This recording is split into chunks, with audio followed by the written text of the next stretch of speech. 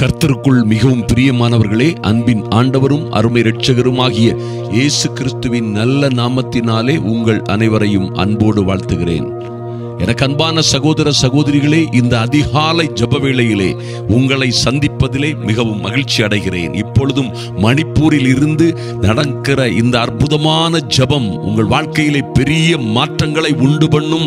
நீங்கள் நினைத்து பார்த்திராத, ஐயா சாதிக்கவே முடியாது என்று நினைக்கிற, நடக்கவே நடக்காது என்று நினைக்கிற காரியங்களிலே இந்த ஜெபம், இந்த விசுவாசம் உள்ள ஜெபம் மகிமையான மாற்றங்களை உங்கள் வாழ்க்கையிலே கொண்டு வரும் என்பதிலே எந்த சந்தேகமும் இல்லை. என் அன்பு சகோதர சகோதரிகளை, நிச்சயமாய் நம்புங்கள். நாம் ஜெபிக்கிற ஜெபங்கள் எல்லாம் தேவ சமூகத்திற்கு செல்கிறது. தேவன் அதற்கு பதில் கொடுக்கிறார் என்பதை ஒரு நாளும் மறந்து விடாதீர்கள். நிச்சயமாய் கர்த்தர் தம்முடைய தூதர்களை அனுப்பி உங்களுக்காக ஏற்ற சேவைகளை செய்யும்படியாய், ரட்சிக்கப்படுகிறவர்களுக்கு சேவை செய்கிற பணிவிடை ஆவிகளாய் இருக்கிறார்கள் பரிசுத்த தூதர்கள் என்று வேதம் சொல்லுகிறது. சங்கீதம் 34:7 கர்த்தருடைய தூதன் அவருக்கு பயந்தவர்களை சூழ பாளையம் இறங்கி அவர்களை விடுவிக்கிறார். கர்த்தருக்கு பயந்தவர்களை விடுவிக்கிறார் என்று எழுதப்பட்டிருக்கிறதே. அப்படியாய் உங்கள் பிள்ளைகள் எங்கே எங்கே இருக்கிறார்களோ, உங்கள் குடும்பத்தார் எங்கே எங்கே இருக்கிறார்களோ அவர்களுக்காக ஜெபியுங்கள். கர்த்தருடைய தூதன் அவர்களுக்காக அனுப்பப்படுவான், நிச்சயமாய் அனுப்பப்படுவான். அவர்கள் கால்கள் நிச்சயமாய் கல்லிலே இடராதபடி இந்த அருமையான தூதர்கள் அவர்களை உள்ளம் கையிலே ஏந்தி கொண்டு போவார்கள். உங்கள் ஜெபம் நிச்சயமாய் நிச்சயமாய் தேவ சேனையை, தேவ சமூகத்தை, தேவனுடைய அனுக்கிரகத்தை, பிரசன்னத்தை உங்கள் பிள்ளைகளுக்காக அனுப்பும் என்பதிலே எந்த சந்தேகமும் இல்லை. அவர்கள் காற்று முகத்தில் பறக்கும் பதரை போலாவர்களாக கர்த்தருடைய தூதன் அவர்களை துரத்துவானாக என்று தாவீது இப்படியாக ஜெபிக்கிறார். என் அன்பு தேவ பிள்ளைகளே, இன்னும் அவர்களுடைய வழி, என்னை எதிர்க்கிற, என்னை நாசமாக்குகிற, என்னை என் பிள்ளைகளை அழிக்க கூடவே இருந்து கெடுக்க நினைக்கிற, அல்லது எங்களை நாசமாக்க துடிக்கிற, எங்களை சுற்றிலும் இருக்கிற எல்லா சத்துருக்களுக்கும் விரோதமாக அவர்களுடைய வடி இருளும் சர்க்கலுமாய் இருப்பதாக என்று ஜெபிக்கும் பொழுது கர்த்தருடைய தூதன் அவர்களை பின்தொடருவானாக என்று ஜெபிக்கிறார். பாருங்கள், இப்படியாக ஜெபிக்க ஜெபிக்க உங்களுக்காக தேவ சமூகம் முன்னே செல்லும், தேவ பிரசன்னம் முன்னே செல்லும், தேவ தூதர்கள் அனுப்பப்படுவார்கள் உங்கள் காரியமாய் என்பதை மறந்து விடாதிருங்கள். என் அன்பு தேவ பிள்ளைகளே, நடக்காது, நடக்கவே நடக்காது என்று நினைக்கிற காரியங்களிலே நிச்சயமாய் அதிசயமான அற்புதமான காரியங்களை கர்த்தர் செய்ய முடியும். பாருங்கள், ஒரு முறை எசேக்கியா ராஜாவுக்கு விரோதமாக சனகரிப் என்கிறதான ஒரு பெரிய ஸ்தானாதிபதியும் அவனுடைய ராஜாவும் அவனுடைய பலத்த சேனையுமாக வந்து கடுமையாய் இந்த தேவ ஜனத்தை நிந்திக்கிறார்கள், தாறுமாறாய் பேசுகிறார்கள். நாட்டை அழித்து விடுவோம், எங்கள் நாட்டிலே இருந்து புறப்படுகிற குதிரை வீரர்கள் எல்லாம் ஏறுவதற்கு உங்களிடத்திலே, அவர்கள் போராடுவதற்கு உங்களிடத்திலே ஒன்றுமில்லை, ஆள் பலமும் இல்லை, உங்களுக்கு ஆயுத பலமும் இல்லை என்று அவர்களை கேவலமாய் இன்னும் அதிகமாய் பேசக்கூடாத வார்த்தைகளால் பேசி நிந்திக்கிறார்கள். நடந்தது என்ன தெரியுமா? அருமையான தேவ பிள்ளைகளே, இதுபோல உங்களுக்கும் பல்வேறு சோதனைகள், உபத்திரவங்கள், உங்களை ஏளனமாய் பேசுகிற, உங்களை அற்பமாய் எள்ளி நகையாடுகிற, உங்களை மிகவும் வெட்ககரமாய் அவமானகரமாய் நடத்துகிற சூழ்நிலைகள் ஒருவேளை உங்களை சூழிலும் பாருங்கள் எண்ண முடியாத பிரச்சனைகள் போன்று காணப்படலாம். என் அன்பு தேவ பிள்ளைகளே, நிச்சயமாக கவலைப்படாதிருங்கள், எந்த சூழ்நிலையிலும் விட்டுக் கொடுக்காதிருங்கள். நிச்சயமாய் உங்கள் ஜெபத்திற்கு, உங்கள் விசுவாச ஜெபத்திற்கு பலம் உண்டு, பதில் உண்டு. அதற்கு கர்த்தர் உங்களுக்காக யுத்தம் பண்ணுவார், உங்களுக்காக வழக்காடுவார், உங்களுக்காக எல்லாவற்றையும் செய்து முடிப்பார் என்பதை மறந்து விடாதிருங்கள். பாருங்கள், இங்கே அற்புதமான ஒரு தேவ மனிதனாகிய எசேக்கியா ராஜா அந்த பயங்கரமான சூழ்நிலை, நிந்திக்கப்பட்ட, துரத்தப்படுகிற, உன் நாட்டையே அழித்து விடுவோம் என்று இன்னும் அதிகமான கேவலமான வார்த்தைகள் பேசப்பட்ட இடத்திலே அவர் சேனைகளின் தேவனாகிய கர்த்தாவே, நீர் கேருபீன்களின் மத்தியில் வாசம் பண்ணுகிற இஸ்ரவேலின் தேவனே, நீர் ஒருவரே பூமியின் ராஜ்யங்களுக்கெல்லாம் தேவனானவர், நீர் வானத்தையும் பூமியையும் உண்டாக்கினீர். கர்த்தாவே, உமது செவியை சாய்த்து கேளும். கர்த்தாவே, நீர் உமது கண்களை திறந்து பாரும். சனகரிப் ஜீவனுள்ள தேவனை நிந்திக்கும்படிக்கு சொல்லி அனுப்பின வார்த்தைகளை எல்லாம் கேளும். அல்லேலூயா. இப்படியாக ஜெபிக்கிறதோடு பாருங்க, இப்பொழுதும் எங்கள் தேவனாகிய கர்த்தாவே, நீர் ஒருவரே கர்த்தர் என்றும் பூமியின் ராஜ்யங்கள் எல்லாம் அறியும்படிக்கு எங்களை அவன் கைக்கு நீங்களாக்கி ரட்சியும் என்று விண்ணப்பம் பண்ணினான். அல்லேலூயா. எத்தனை கொடுமையான ஒரு சூழ்நிலை, எத்தனை கடுமையான ஒரு சூழ்நிலையிலே இந்த ராஜா இப்படியாய் ஜெபித்த பொழுது என்ன நடந்தது தெரியுமா? கர்த்தர் பாருங்கள், அந்த எதிரிகளோடு பேசுவது போல பேசி, சேனைகளினுடைய கர்த்தருடைய வைராக்கியம் இதை செய்யும் என்று ஒரு ஊழியக்காரனை கொண்டு கர்த்தர் பேசுகிறார். பேசுகிறது மாத்திரமல்ல, முடிவிலே 36ஆம் வசனம் ஏசாயா 38:36 சொல்லப்பட்டிருக்கிறது. அப்பொழுது கர்த்தருடைய தூதன் புறப்பட்டு அசீரியரின் பாளையத்திலே 185,000 பேரை ஒரே ராப்பொழுதிலே சங்கரித்து போட்டான். அதிகாலையிலே எழுந்திருக்கும் பொழுது என் அன்பு சகோதர சகோதரிகளே, அத்தனை பேரும் 185,000 பேரும் செத்த பிரேதங்களாய் கிடந்தார்கள். ஐயா, இது சேனைகளின் கர்த்தருடைய வைராக்கியம்.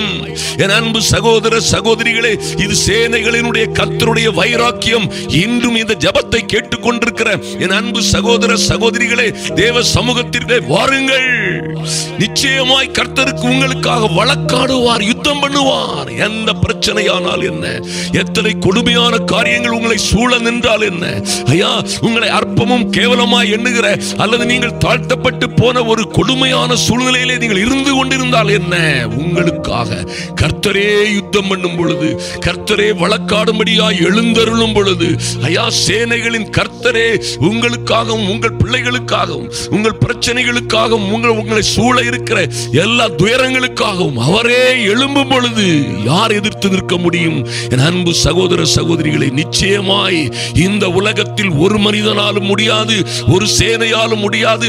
தாவீது சொன்னது போல நீங்கள் சொல்ல முடியும், ஓ, உம்மாலே ஒரு சேனைக்குள் பாய்வேன், உம்மாலே ஒரு மதிலை தாண்டுவேன். என் பிரச்சனைகளை எல்லாம், எனக்கு இருக்கிற உபத்திரவங்கள், என் பிள்ளைகளை சுற்றிலும் இருக்கிற, என் கணவனை சுற்றிலும் இருக்கிற, எங்கள் வேலை ஸ்தலத்திலே இருக்கிற, ஐயா, குடும்பத்தில் இருக்கிற குழப்பங்கள் எல்லாவற்றிலும் இருந்து ஜெயம் எடுப்பதற்கு உம்மாலே ஒரு சேனைக்குள் பாய்வேன், உம்மாலே ஒரு மதிலை தாண்டுவேன் என்று தைரியமாய் சொல்லுங்கள்.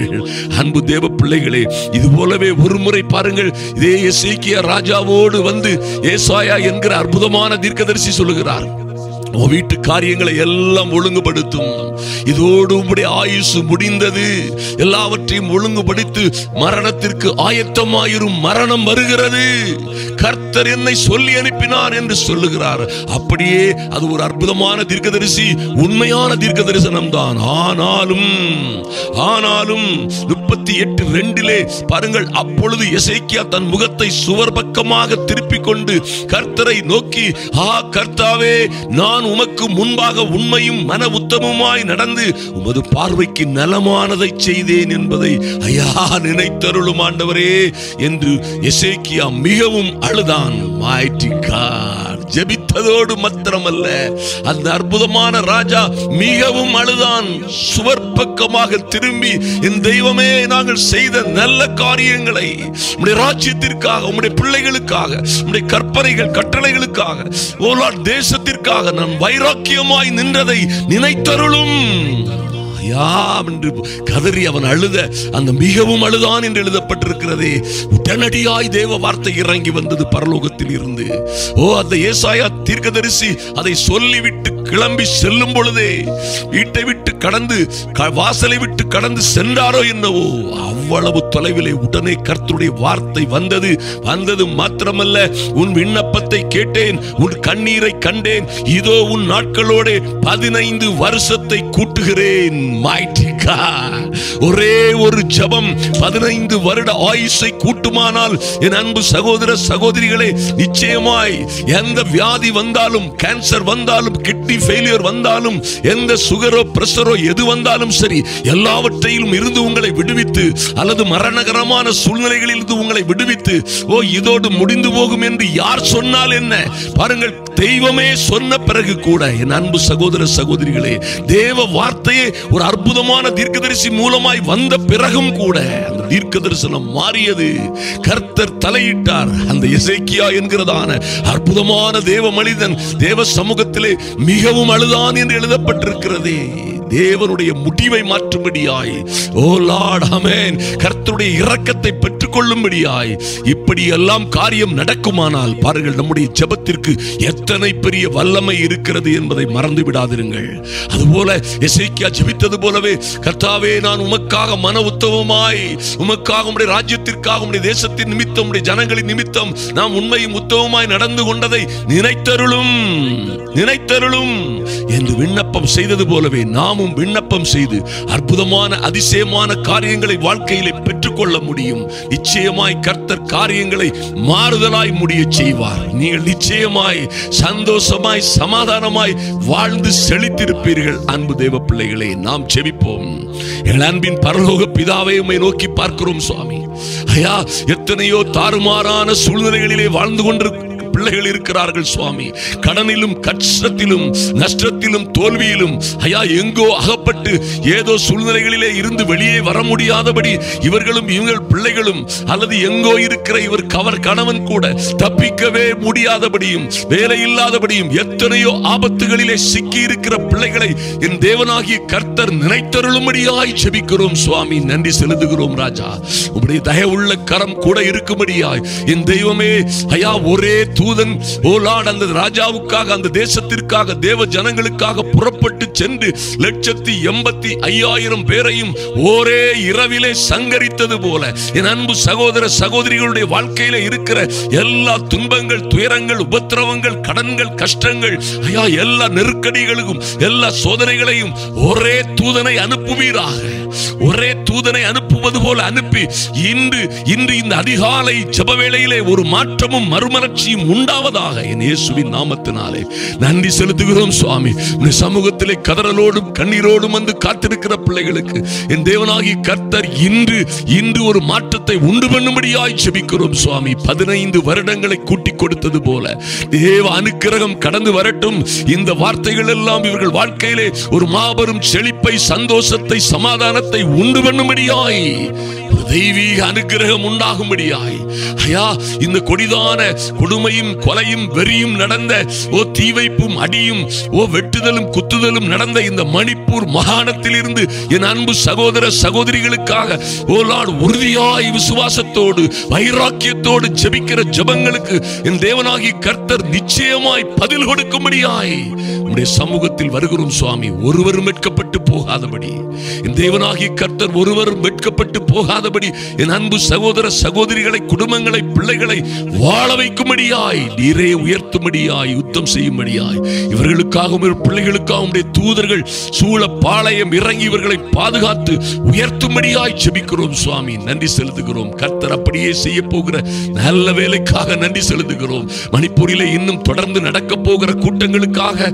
ஐயா, இந்த கூட்டங்கள் தொடர்ந்து அப்படியே பீகார் மற்றும் சத்தீஸ்கர் மற்றும் பல்வேறு மாநிலங்களை கடந்து ஓ ராஜஸ்தான், குஜராத், ஓ இன்னும் பஞ்சாப், காஷ்மீர் வரைக்கும் பிரயாணப்படுகிற அந்த பிரயாணங்களுக்காக ஜெபிக்கிறேன். அன்பு சகோதர சகோதரிகளையும் இந்த ஃபைலை அநேகருக்கு ஷேர் பண்ணுகிறவர்களையும் கர்த்தர் நினைத்தருளும்படியாய் ஜெபிக்கிறோம். ஏற்ற பலனை கொடுப்பீராக. கர்த்தருடைய அனுக்கிரகமும் கிருபையும் சமாதானமும் ஒவ்வொருவரையும் குடும்பத்தையும் சூழ்ந்து கொள்ளட்டும். அன்பின் ஆண்டவரும் அருமை இரட்சகருமாகிய இயேசு கிறிஸ்துவின் நாமத்தினாலே ஜெபிக்கிறோம் என் நல்ல பிதாவே. ஆமென், ஆமென். என் அன்பு சகோதர சகோதரிகளே, நிச்சயமாய் இந்த அதிகாலை ஜெபம் உங்கள் வாழ்க்கையிலே பெரிய மாற்றங்களை கொண்டு வரும். நீங்கள் நடக்கவே நடக்காது, முடியவே முடியாது என்று நினைக்கிற காரியங்கள் ஒரு நாள் திடீரென ஆச்சரியமாய், அதிசயமாய் எல்லாம் முடிந்து போகும். நீங்கள் ஜெயம் எடுப்பீர்கள் இயேசு கிறிஸ்துவின் நாமத்தினாலே. ஆமென்.